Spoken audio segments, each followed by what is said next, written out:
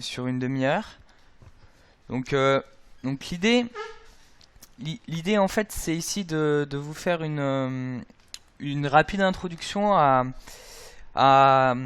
des techniques de modélisation et de simulation de systèmes ouais, qu'on peut appeler systèmes complexes, avec voilà, un nouvel outil qui s'appelle Dimola, qui est un outil de Dassault Systèmes qu'on utilise depuis 4 ans chez ADN, et qui permet en fait de lever pas mal de verrous technologiques et de s'attaquer à des simulations de systèmes multi-ingénierie, multi-physique bah, qu'on ne pouvait pas vraiment faire avant. Et donc on va pouvoir couvrir des domaines qui vont de l'automobile jusqu'à la pharma, des systèmes de dispositifs médicaux. Donc voilà, donc je vais essayer dans une petite demi-heure juste de vous présenter rapidement la société, d'introduire un petit peu la simulation système, de faire un point sur le langage qui est utilisé, qui est le langage Modelica, qui est devenu une référence pour la simulation de systèmes multiphysiques et systèmes complexes, et d'essayer de vous donner quelques clés de compréhension des verrous technologiques qui ont été levés et des capacités que ça offre par la suite. Et puis je vous montrerai 3-4 modèles de à quoi ça ressemble pour se faire une idée. Voilà. Donc rapidement, chez ADN, nous on est une société de conseil. Voilà, donc on est basé en France, on a aussi des locaux à l'étranger. L'idée c'est ici de dire que bon, on est revendeur de certains logiciels de simulation, comme celui que je vais vous présenter. On travaille aussi avec des logiciels notamment de requirements management. Dont on pourra vous parler si ça vous intéresse. Et on fait pas que de la revente logicielle, on fait aussi des services. Donc on produit des modèles pour nos clients. On produit des bibliothèques de composants, par exemple, des composants qui nécessitent bah, des choses qui n'existent pas pour l'instant dans la littérature.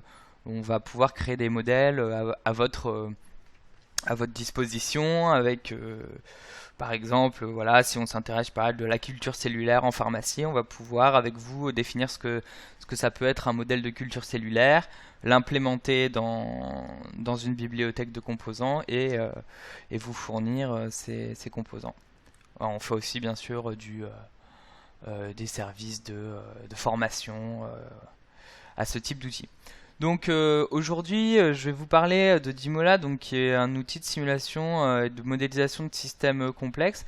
Et puis voilà, donc on a deux autres outils aussi, ControlBuild qui permet de traiter les problématiques de système automate, et Rectify qui permet de faire du requirements management de façon assez intéressante.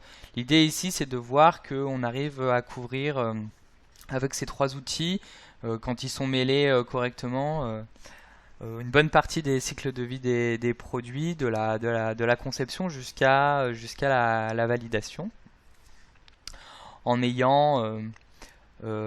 se focalisant aussi sur les problématiques d'espace de conception qui sont vraiment très importants, de spécifications exécutables. Donc je spécifie ce que va être mon produit, et je peux aussi, grâce à ces outils-là, avoir déjà une idée assez précise de ce qui va se passer. Donc je peux exécuter des fonctions, des actions, des modèles de simulation, finalement une sorte de laboratoire virtuel pour avoir une idée de ce que sera mon produit en fin de parcours.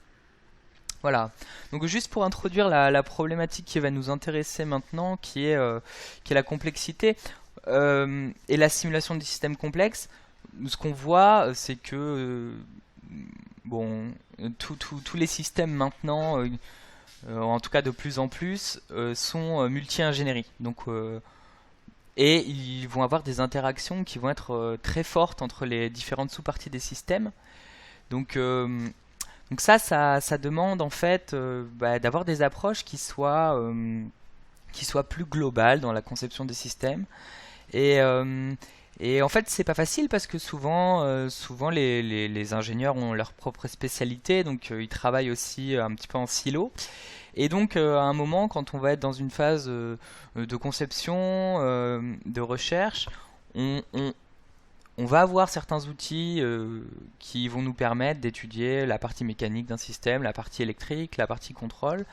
Et la question qui va rester posée, c'est est-ce qu'on connaît une bonne méthode pour arriver à faire un croisement entre toutes ces ingénieries et mettre tout ça ensemble?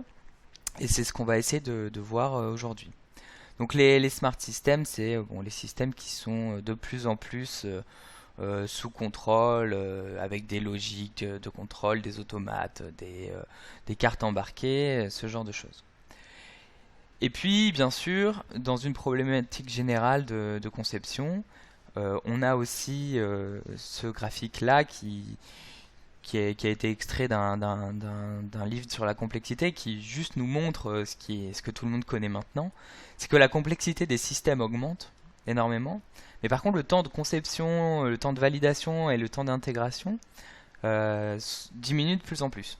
Et donc, il va nous falloir concevoir du premier coup le bon produit et ne pas revenir sur une boucle de conception pour pas perdre de temps. Et donc la simulation va nous aider dans ce genre de choses.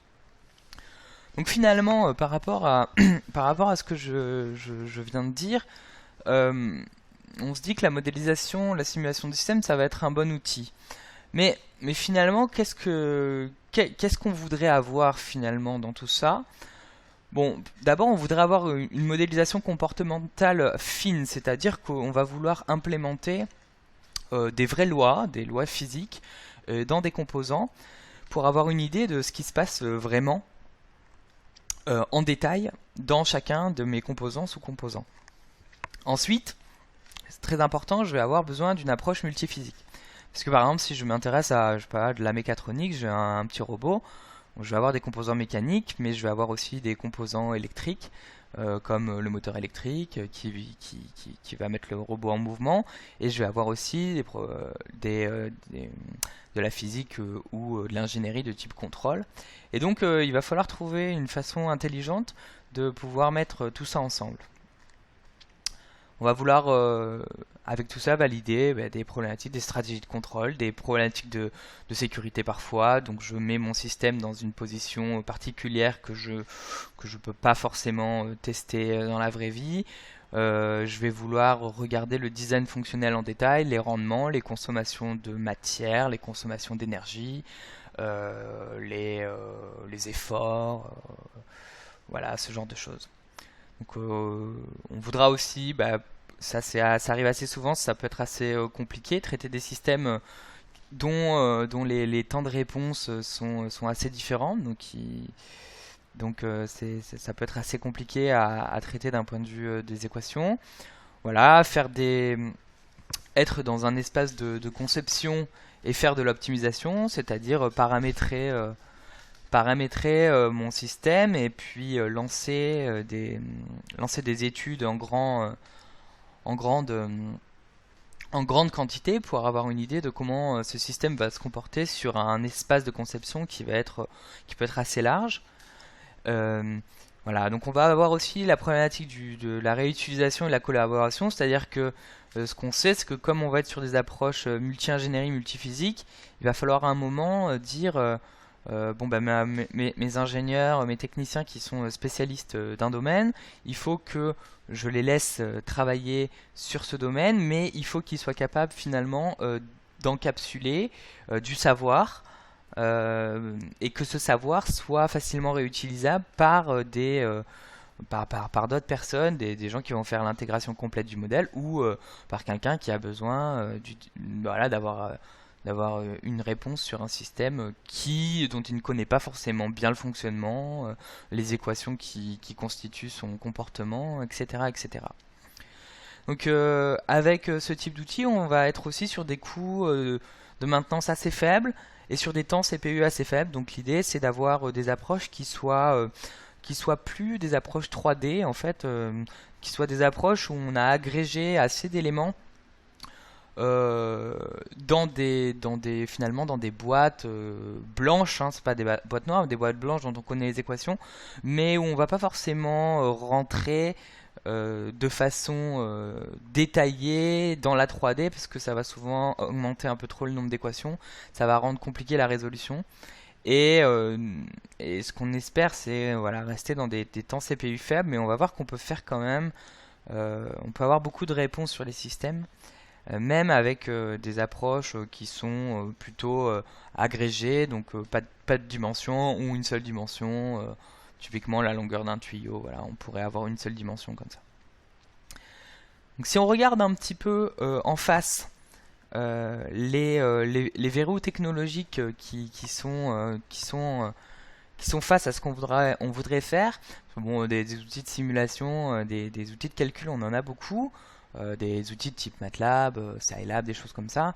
Bon, un des problèmes avec verrou, c'est l'approche des multiphysiques. C'est-à-dire souvent on a, alors c'est pas le cas de MATLAB, mais ça peut être le cas de d'autres logiciels qui vont être dédiés à l'étude de l'électrique, à l'étude mécanique, à l'étude des systèmes fluides. Donc nous, ce qu'on voudrait avoir, c'est quelque chose qui soit capable de pouvoir travailler avec des composants de différentes natures. La deuxième limitation, le deuxième verrou, ça va être la problématique de la résolution mathématique. Donc ce qu'on cherche à avoir avec... si on avait un outil idéal, en fait, finalement, on aurait un outil où on peut implémenter des équations, parce que finalement, il faut implémenter des équations, mais où on ne s'intéresse pas à la résolution en fait de ces équations. On va laisser le système trouver tout seul comment résoudre notre système, et ce dans tous les cas. Et donc voilà. Donc l'idée c'est de lever la problématique de l'écriture, euh, de l'algorithme de résolution d'un système. Et puis ensuite voilà, on va avoir les problématiques d'avoir une construction structurée des modèles. Donc l'idée c'est d'arriver à encapsuler des modèles dans des silos métiers qui soient partageables facilement. Et puis le problématique aussi de partager pour des non-experts des modèles de simulation, c'est-à-dire partager voilà, pour les decision makers, pour les managers. Donc ça c'est une problématique aussi qui peut être assez difficile à résoudre.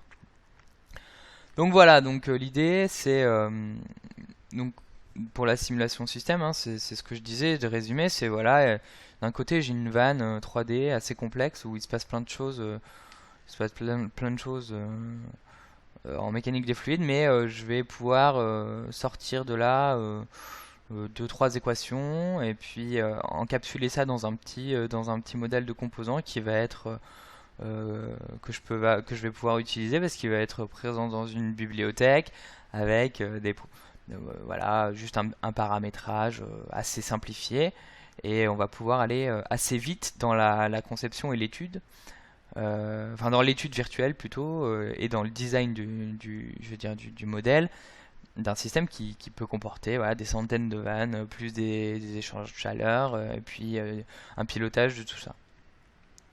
Voilà. Donc, enfin,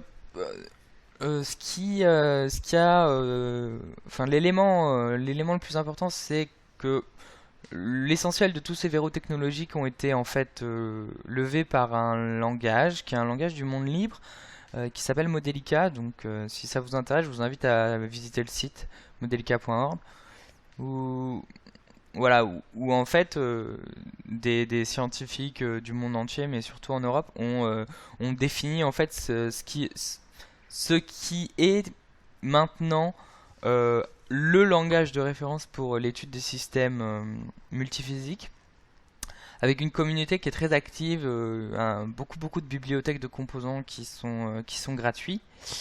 Voilà. Et le plus important, et là, c'est qu'en fait, ils ont défini ce qu'on appelle la modélisation acausale. Donc, bon, sans rentrer trop dans le détail, en gros, ça veut dire que ce qu'on va pouvoir faire, c'est qu'on va pouvoir écrire des équations mathématiques comme on les écrira à la main, c'est-à-dire, on va pouvoir écrire une équation qui va être comprise par notre langage, par le système, comme une vraie équation mathématique, où je peux écrire des dérivés, où je peux écrire des égalités, mais finalement, en fait, on n'est plus dans une assignation, c'est-à-dire que par rapport à un langage de programmation normal, où on assigne des valeurs à une autre valeur, euh, là, on va pouvoir vraiment écrire des équations complexes. Et en fait, on va laisser au système le soin de trouver lui tout seul comment est-ce qu'il va résoudre cette série d'équations euh, sans nous avoir à écrire le système de résolution. Et en fait, ceci, ça permet en fait ce qu'on cherchait à avoir avant, c'est-à-dire avoir un point de vue physique sur les choses, parce qu'on va pouvoir écrire en fait tout simplement les équations de la conservation physique classique, enfin classique, hein, conservation de l'énergie, conservation de la masse, puis du moment cinétique.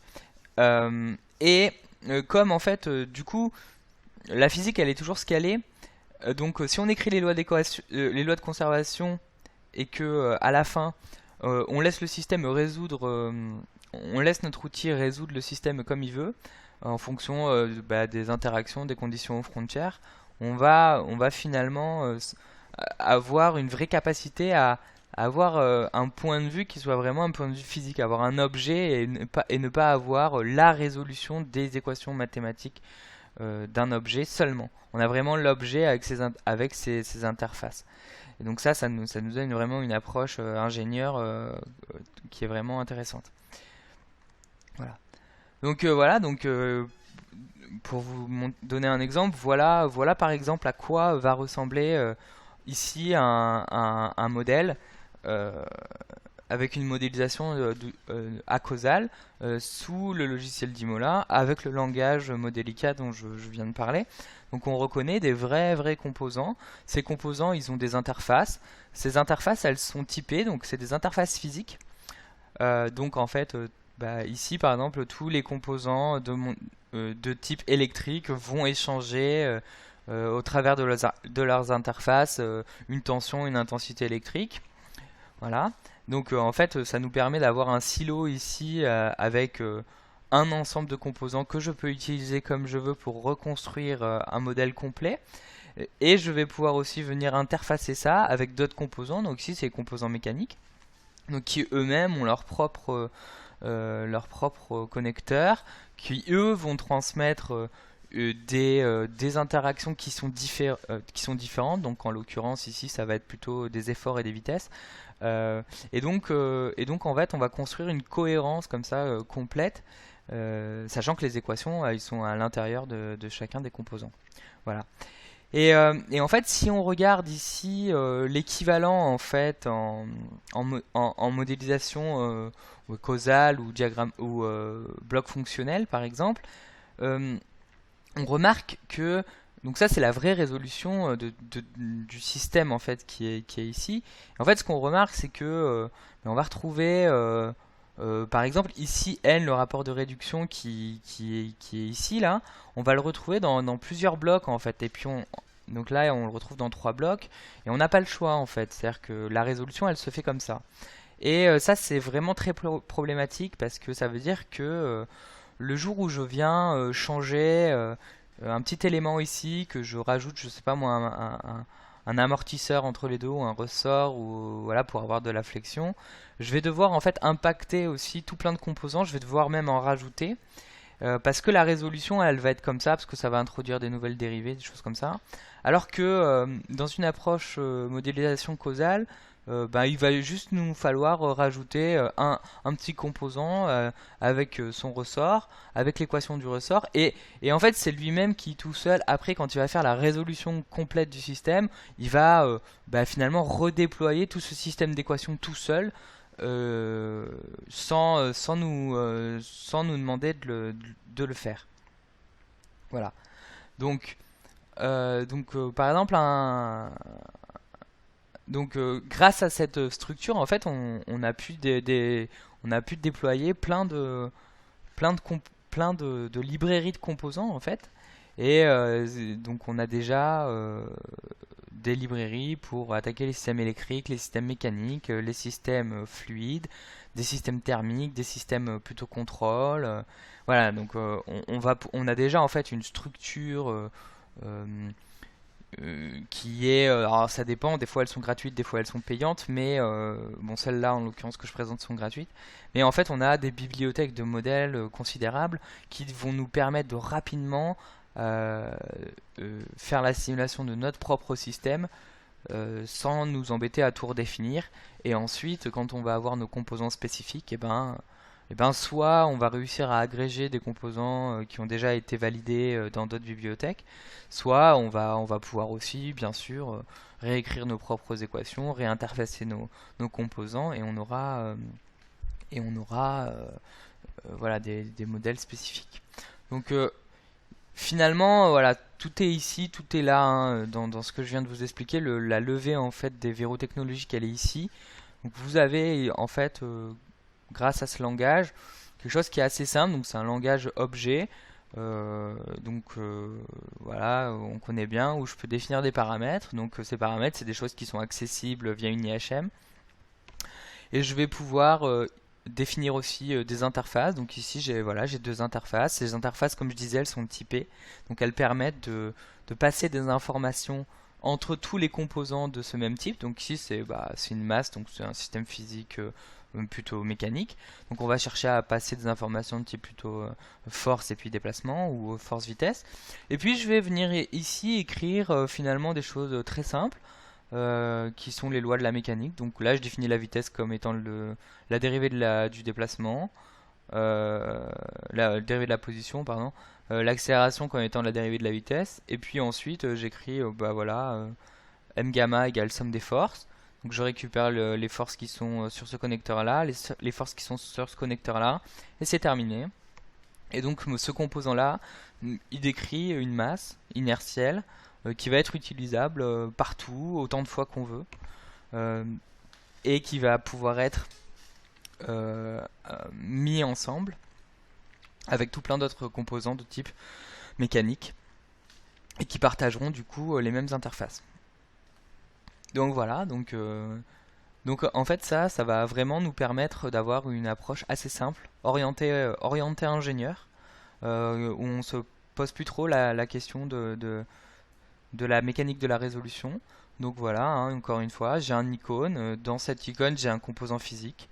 Ce composant physique, il est capable d'échanger des valeurs à travers ces connecteurs avec d'autres composants. Donc j'ai accès à, puisque c'est de la boîte blanche, donc j'ai accès à toutes les équations qui sont à l'intérieur. Je peux écrire mes équations. Je peux réagréger mes composants de diverses manières parce que c'est un langage objet, donc c'est assez simple. Et puis en plus, j'ai des interfaces qui font le travail pour moi. Et finalement, si je suis en train de concevoir mon système, avant, ce que je devais faire, c'était concevoir mon système, réécrire toutes les équations, écrire le code de résolution qui va me permettre de résoudre ces équations-là, et puis finalement avoir le résultat de mon comportement. Ici, on saute ces deux étapes.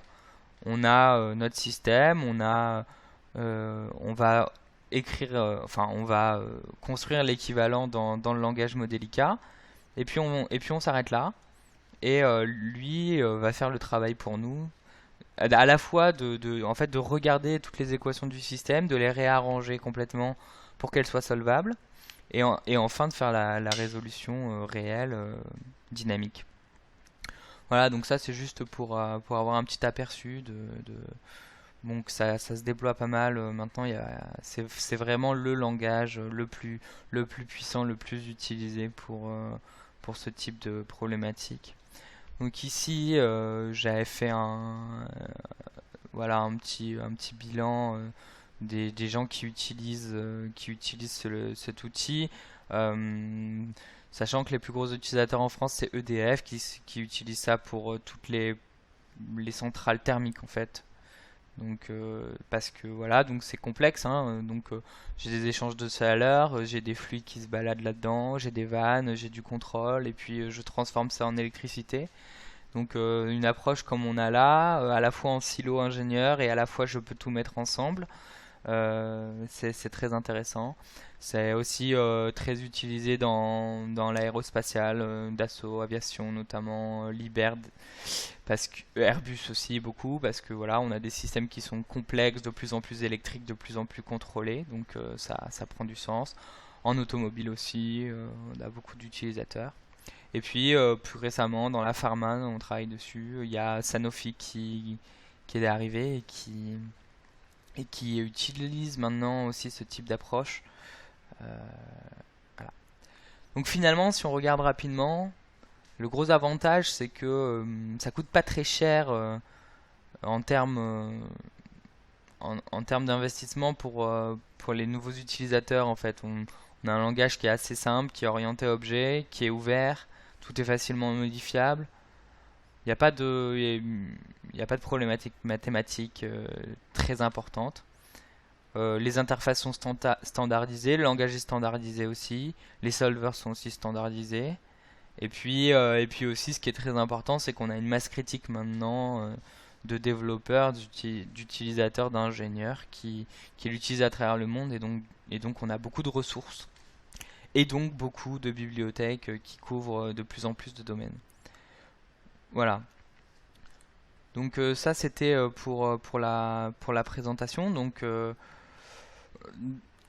je vais maintenant passer quelques minutes pour vous montrer un petit peu à quoi ça ressemble une interface.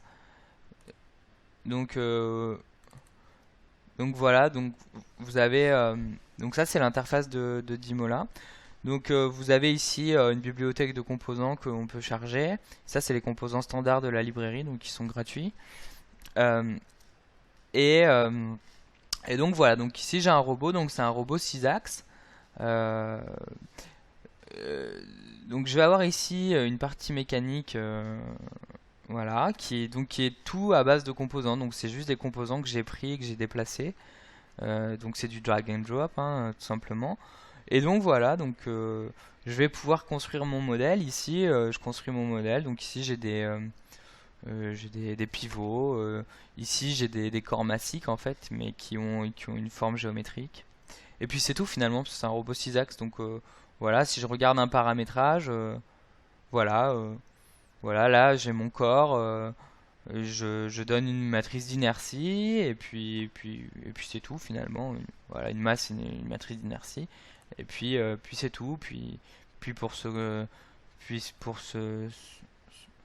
pivot-là, je vais définir l'axe de rotation. Voilà. Puis voilà, j'ai défini la partie mécanique. Et puis ici, je vais avoir ici des connecteurs d'interaction pour mes axes. Et je vais pouvoir ici voir un petit peu comme des poupées russes qu'est-ce que je veux mettre dans mes axes. Donc finalement pour chaque axe en fait j'ai un contrôleur ici, donc c'est un contrôleur PID qui est aussi voilà, qui est quelque part dans la bibliothèque que j'ai droppé. Un moteur électrique qui est aussi paramétré d'une certaine manière. Et voilà un petit réducteur de vitesse et puis quelques capteurs. Mais je peux descendre encore plus loin. C'est l'avantage de ce langage, c'est qu'en fait, on peut descendre jusqu'à l'élément le plus simple, en fait, le plus élémentaire. Si je regarde l'intérieur de mon moteur, voilà, ici j'ai un moteur électrique qui est relativement complexe, qui utilise aussi des composants standards de la librairie. Donc voilà, je vais avoir des résistances, des condensateurs, des bobines, voilà, des choses comme ça, des alimentations, des convertisseurs. Et donc voilà, je peux descendre. Là, je suis à mon composant le plus élémentaire euh, de mon modèle de robot. Donc voilà, donc c'est ensuite je peux venir remonter plein de paramètres ici. En fait, ici, ce que je lui donne, c'est son angle de départ et son angle d'arrivée. En fait, je veux qu'il fasse un trajet. En fait, je lui donne pas le trajet, je lui donne juste le départ, l'arrivée. Lui va calculer le trajet tout seul. Et, euh, et voilà, donc j'ai un système qui est relativement complexe là, qui déjà manie de la mécanique, de l'électricité, du contrôle. Donc la résolution est pas forcément évidente. Et puis bon, ici je vais venir faire une petite résolution sur 2 secondes. Donc je vais avoir une petite animation en plus qui est associée à ce modèle. Et donc voilà, en quelques, voilà, ça va prendre quelques secondes. Donc il y a un petit temps pour la compilation. Donc en fait, oui, il va recalculer toutes les équations du système et puis voilà, et après il va lancer la résolution. Et voilà, en quelques secondes, je vais pouvoir avoir donc la résolution de mon système complet. Donc là, voilà, je peux vous montrer la petite animation rapidement. Voilà, donc ici voilà. Mais ce qui est le plus intéressant surtout, c'est que je, je peux, euh, je peux surtout regarder vraiment dans le détail ce qui est en train de se passer. Donc là, voilà, donc là j'ai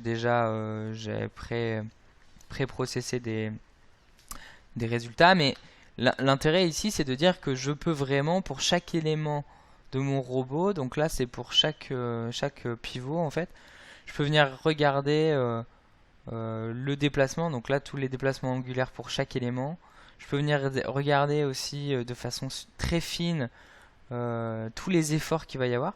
Donc je peux en fait avoir accès euh, finalement assez simplement à un niveau de détail qui est vraiment vraiment très intéressant, surtout sur des systèmes comme ça complexes. Euh, voilà, je peux avoir un niveau de détail qui est très fin. Donc voilà, je peux venir ici post-traiter ce qui se passe au niveau des contrôleurs aussi. Donc, donc au niveau de mes contrôleurs, bah voilà, voilà les sorties en intensité électrique de tous mes contrôleurs. Donc voilà, et ça c'est sur le même modèle de résolution, j'ai rien résolu entre les deux, j'ai juste post-traité finalement des valeurs qui sont quelque part ici dans tous mes composants en fait, parce que j'ai mon modèle global, puis j'ai tous mes composants, mes sous-composants jusqu'au modèle le plus élémentaire, jusqu'à finalement une variable d'état de mon système. Et ici, voilà, donc je peux avoir un niveau de détail qui est extrêmement fin. Et puis je peux, voilà, donc là je suis au niveau du contrôleur, puis je peux aller encore un petit peu plus loin. Si je veux descendre jusque par exemple savoir ce qui se passe dans un condensateur de mon moteur, bah voilà, j'ai accès pour l'axe 6 dans le moteur, le condensateur C, je sais exactement ce qui se passe en termes de tension, d'intensité, voilà. Donc voilà, donc on peut avoir des niveaux vraiment extrêmement fins. Et puis, euh, et puis du coup, ça nous permet en fait euh, de construire des... Voilà.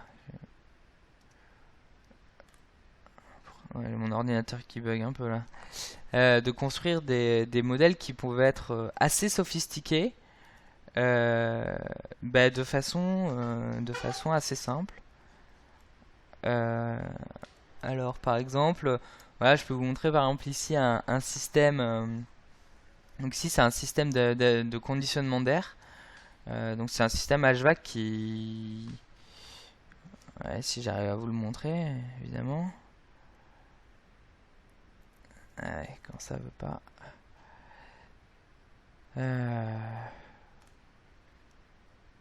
Bon, je suis désolé. Oui, bah, je voulais vous montrer un système HVAC, mais ça veut pas disparaître là. Ah oui, voilà. Donc voilà, ici j'ai un système HVAC, donc c'est plutôt un système fluide avec donc il y a du contrôle, il va y avoir des entités fluides, donc des choses du type tuyau, vanne, perte de charge, des choses comme ça, échangeur de chaleur, jusqu'à regarder dans le détail une consommation énergétique. Donc en fait l'idée ici c'est que j'ai trois salles, je veux maintenir la température, je veux maintenir une certaine pression, une surpression. Ici en fait voilà donc tout est dynamique. Donc les températures elles changent au fur et à mesure de, le- de l'avancement du système. La pression atmosphérique va changer. Il y a des gens qui vont pouvoir ouvrir fermer des portes. Euh, Finalement tout ça pour dire que si, si je regarde ici un petit peu en détail un macro composant, bah voilà, j'ai que des composants en fait élémentaires qui ont été définis. Donc j'ai des entrées d'air, des pompes, des, euh, des échangeurs de chaleur, des pertes de charge, et puis voilà. Et donc voilà, donc à partir de composants vraiment très simples. Comme ils ont été définis de façon intelligente, leurs interfaces elles sont standardisées. Je peux les associer comme je veux. J'ai plus à me poser la question de la résolution. Et là, du coup, je suis sur des systèmes là, on est vraiment sur des systèmes qui sont vraiment assez complexes. Si on voulait résoudre un système comme ça avec des logiciels 3D d'études fluides, je pense qu'on n'y arriverait pas. Notamment à cause de la partie de contrôle en fait où euh, en fait on va rentrer du feedback et ça va être vraiment compliqué et ça rend le système beaucoup moins bah, inst- enfin, ouais, instable dans la résolution. Donc voilà, donc avec ce type d'approche là, on est capable de faire des choses vraiment complexes. Et c'est tout l'intérêt de ce type de logiciel. Donc là, bon, je vais récupérer juste